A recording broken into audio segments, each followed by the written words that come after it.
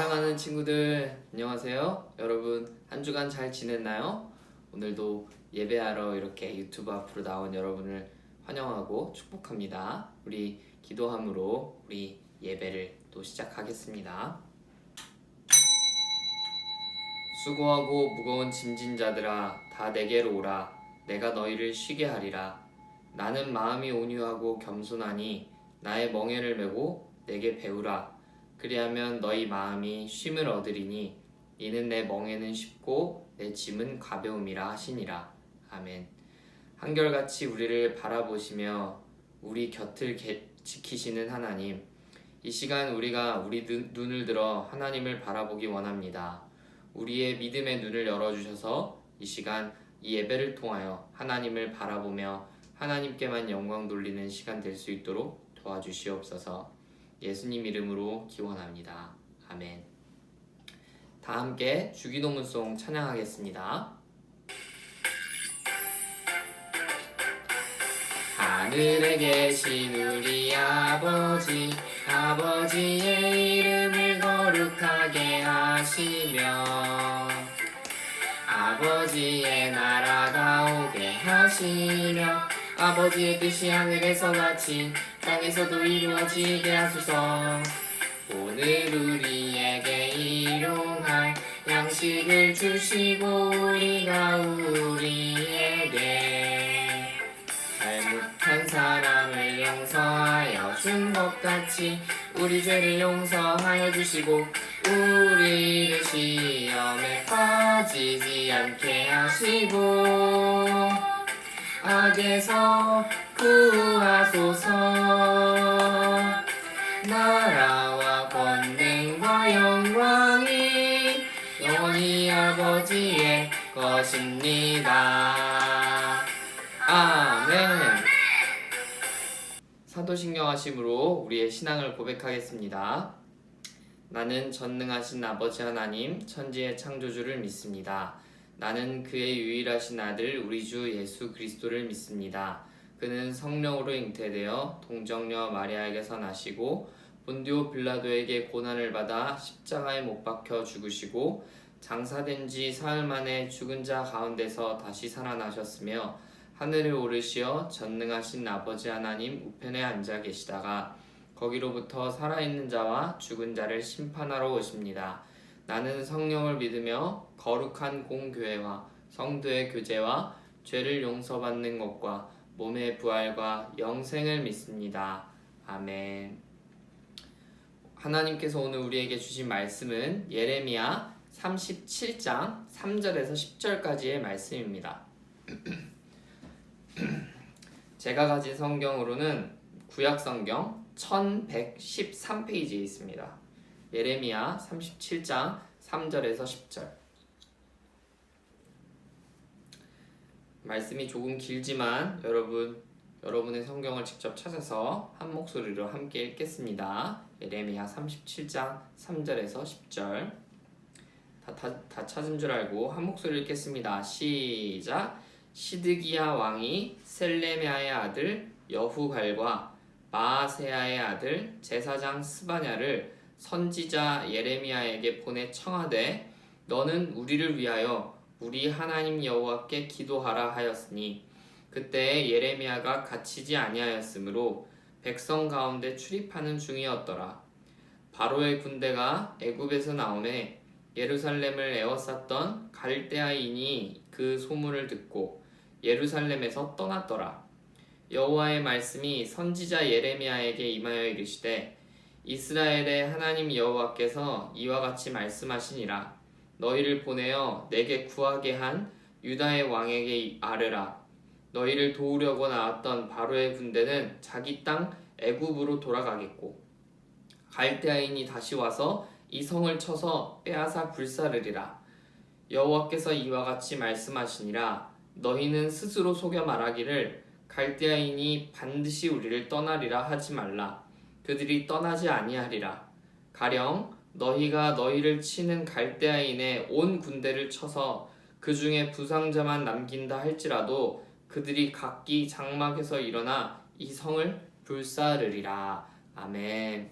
오늘 설교를 듣기에 앞서서 주님께 영광을 함께 찬양하고 찬양 후에 영적 둔감이라는 제목의 말씀을 전하겠습니다.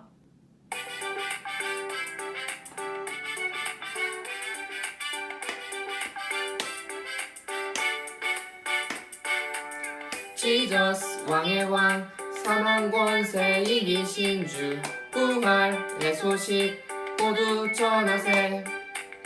지저스 주의 주 다시 오실 재림의 주 항상 깨어서 준비합시다. 이 땅 위에 오신 주 주님께 영광 사망 권세 깨뜨리신 주님께 영광 하늘 보좌 오르신 주님께 영광 다시 오실 만왕의 왕 주님께 영광. 아멘. 여러분 한 주간 잘 지냈나요? 하나님께서 오늘 우리에게 또 새로운 한 주간을 허락해 주셨어요. 이번 새로운 한 주간도 하나님 안에서 씩씩하고 또 건강하게 잘 자라나는 여러분 되기를 바랍니다. 여러분 감각이 둔해졌다 라는 말을 들어본 적이 있나요? 그게 무슨 뜻인지 알 수 있나요? 둔감하다는 말은 민감하다는 말의 반대말인데요.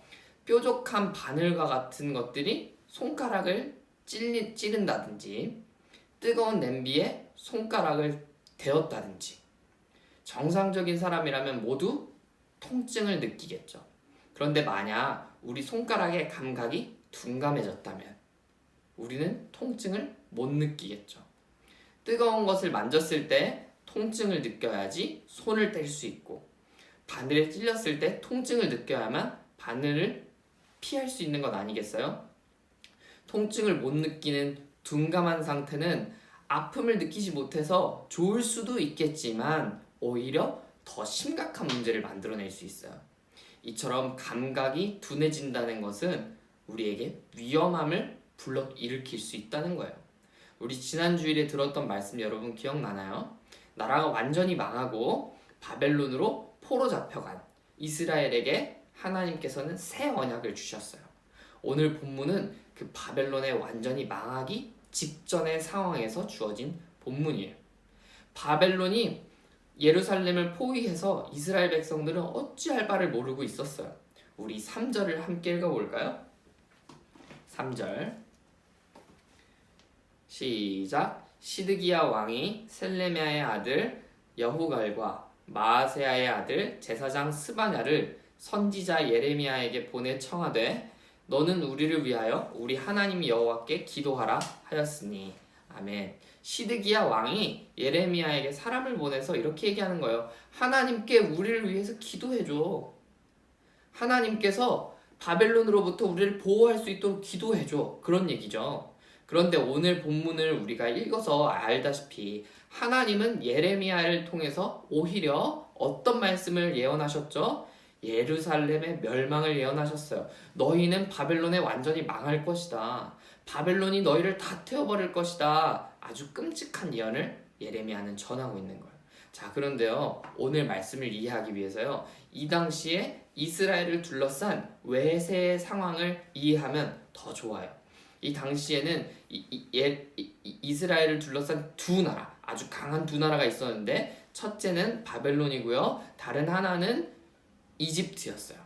이 두 나라는 이스라엘과는 잽이 안 될 정도로 굉장히 강하고 힘이 센 나라였어요. 두 나라의 사이가 근데 좋았을까요? 두 나라의 사이는 좋지 않았어요. 관계가 좋지 않았어요.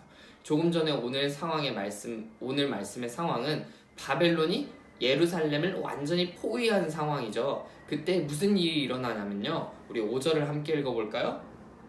오늘 본문 5절 시작. 바로의 군대가 애굽에서 나오매 예루살렘을 에워쌌던 갈대아인이 그 소문을 듣고 예루살렘에서 떠났더라. 아멘. 5절에 갈대아인은 바벨론 군대를 의미하는 거예요. 이집트가 이스라엘을 돕기 위해서 군대를 끌고 나온 소식을 듣고 예루살렘을 포위했던, 예루살렘을 에워쌌던 바벨론이 퇴각을 했다. 오늘 5절에서 얘기하고 있는 거예요. 자, 그러면 정리를 해봅시다. 바벨론에 포위되어서 완전히 겁먹고 있었던 이스라엘. 그런데 그 이스라엘을 구하기 위해서 이집트가 등장했죠. 결국에는 바벨론은 퇴각을 합니다. 이런 상황에서 예레미야가 뭐를 예언했다고요? 무슨 말씀을 예언했다고요? 우리 7절과 8절을 함께 읽어볼게요. 시작. 이스라엘의 하나님 여호와께서 이와 같이 말씀하시니라. 너희를 보내어 내게 구하게 한 유다의 왕에게 아뢰라. 너희를 도우려고 나왔던 바로의 군대는 자기 땅 애굽으로 돌아가겠고 갈대아인이 다시 와서 이 성을 쳐서 빼앗아 불사르리라. 아멘. 이집트가 도와주러 와서 바벨론은 퇴각한 상황이에요. 그런데 예레미야는 마치 바벨론이 예루살렘을 박살내기를 원하는 사람처럼 이집트는 다시 돌아갈 것이고 바벨론이 다시 와서 이 성을 불사를 것이다 예언하고 있죠.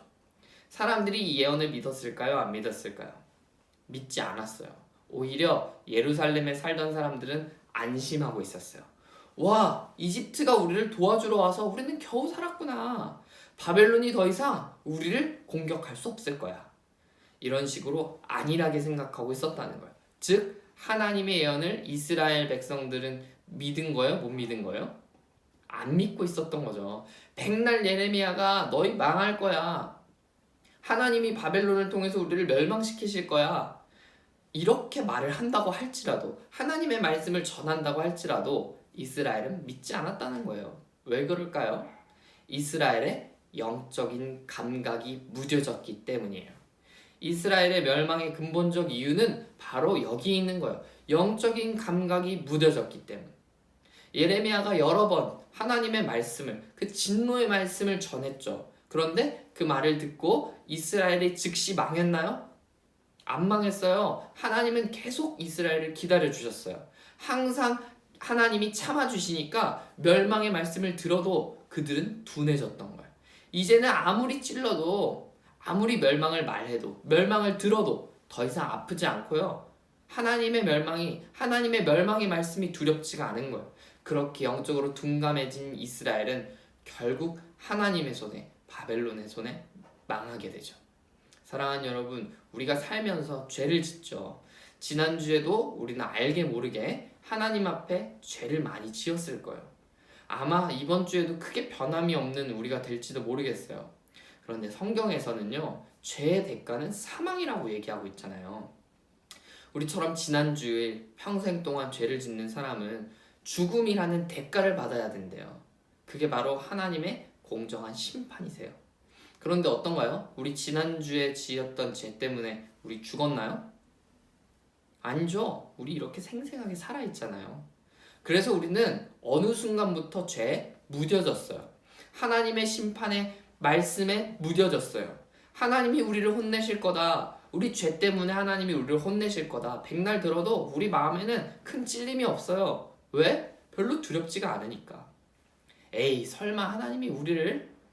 그래서 우리는 살면서 하나님보다 우리를 살려줄 수 있을 것 같은 그런 이집트를 의지하는 거예요.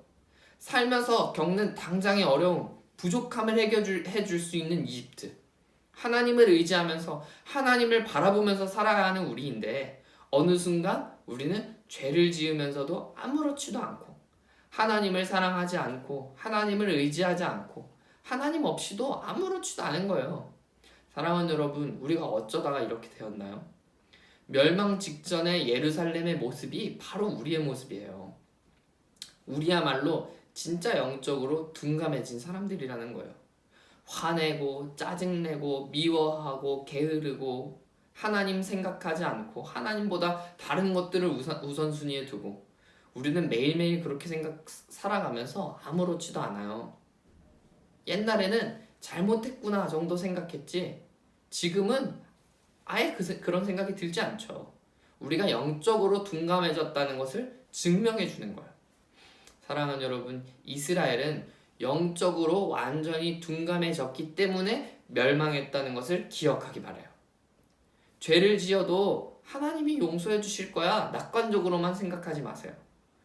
우리가 살아가는 이 모든 삶이 훗날 하나님 앞에 섰을 때 다 드러나게 될 거예요.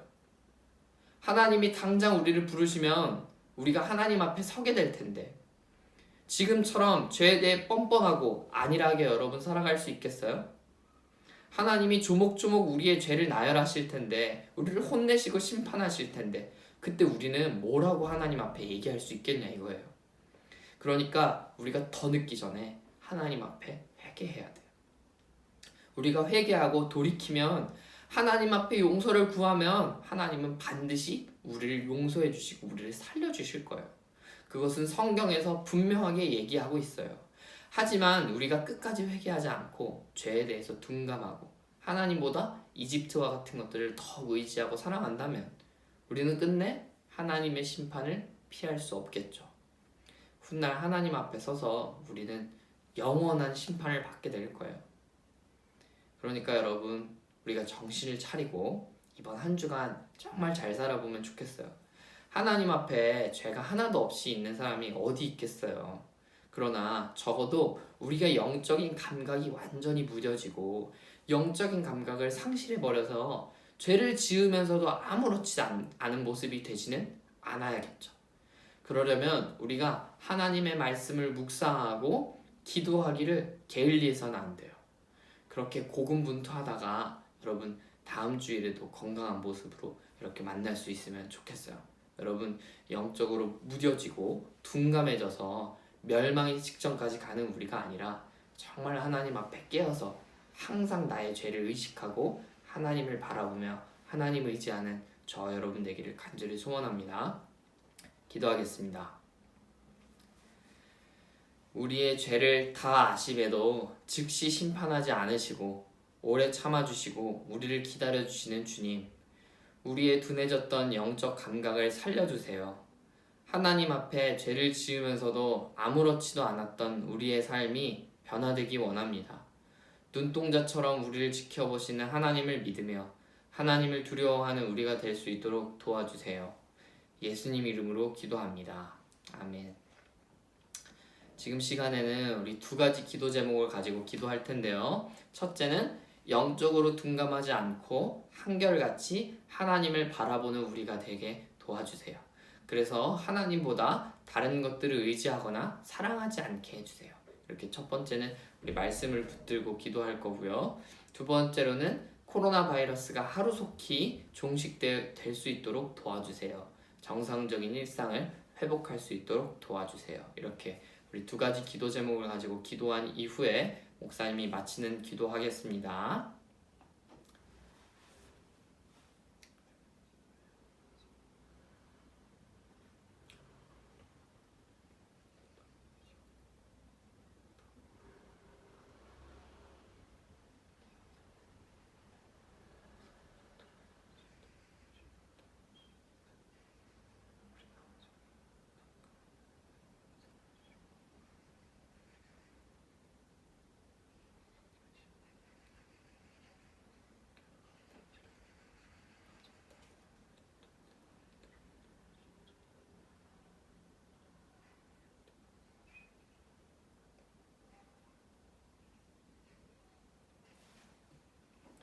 주님, 우리를 용서해 주시는 하나님, 사랑의 하나님은 좋으면서도 우리의 잘못, 죄에 대해서 심판하시는 하나님은 별로 좋아하지도 않고 하나님의 심판 말씀에는 우리의 귀를 기울이지 않고 살아왔습니다.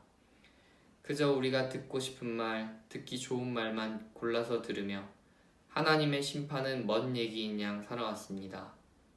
이렇게 영적으로 둔감해진 우리를 주님 불쌍히 여겨 주시옵소서. 예루살렘 멸망의 때처럼 우리가 둔감하여서 하나님의 말씀을 듣지 못하도록 우리의 감각을 회복시켜 주시고 우리가 하나님 앞에 회개하도록 우리의 마음을 새롭게 하여 주시옵소서. 하나님, 우리에게 새로운 한 주를 주셨습니다. 이 한 주간 하나님 아닌 다른 것들을 의지하지 않고 오직 하나님만 의지하며 살아가는 우리 모두가 되기를 소원합니다. 말씀과 기도로 우리의 둔감해진 영을 깨우게 하시고 가리워진 우리의 믿음의 눈을 열어 주님만 바라보는 한 주간 될 수 있도록 우리에게 은혜를 허락하여 주시옵소서. 일교차가 크고 추워진 날씨에 모든 초등부 지체들 건강을 지켜주시고 코로나 바이러스가 하루속히 종식되어서 모든 일상이 정상적으로 회복될 수 있도록 도와주시옵소서. 지금은 우리 주 예수 그리스도의 은혜와 아버지 하나님의 사랑하심과 성령의 교통하심이 만왕의 왕이시며 심판의 주로 다시 오실 주님을 기다리며 주님만 바라보며 살아가기를 결단하는 여기 모인 모든 초등부 지체들과 영원토록 함께 계시기를 축원합니다. 아멘.